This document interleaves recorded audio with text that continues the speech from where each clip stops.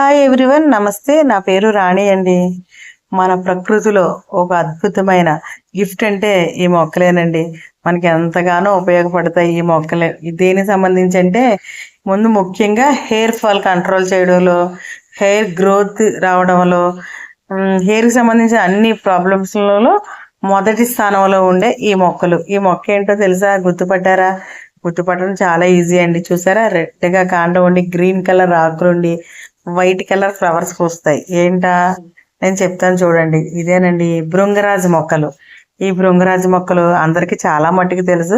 ఇవి మన గార్డెన్లోనే వచ్చినాయండి. మనం ఆయిల్ ప్రిపేర్ చేస్తున్నాం కదా, అందులో ఒక ముఖ్యమైన మొక్క అండి ఇది. అంటే ఇది ఒక్కటే వేసి ఆయిల్ అనేది ప్రిపేర్ చేయట్లేదు. ఇందులో చాలా రకాలు వేస్తూ ఉంటాము. రోజుకు ఒక మొక్క కోసం మనం వివరంగా మాట్లాడుకుందాం. ఇవన్నీ హానికరం లేని మొక్కలండి. ఇవి మనం తినడానికి కూడా యూజ్ చేయొచ్చు, వంటల్లో కూడా యూజ్ చేస్తాము. అంటే వంటల్లో యూజ్ చేస్తున్నాం అంటే అది హానికరం కాదనే కదండి. మనం ఇలాంటివన్నీ త్వరలోనే వచ్చే వీడియోస్లో అన్నీ తెలుసుకుందాం. నచ్చితే లైక్ చేయండి, షేర్ చేయండి. కొన్ని మొక్కలన్నీ లాగేసండి మొత్తం ఎండబెట్టేసుకున్నానండి. ఈ పౌడర్ మనం షాంపూలో వాడుకోవచ్చు.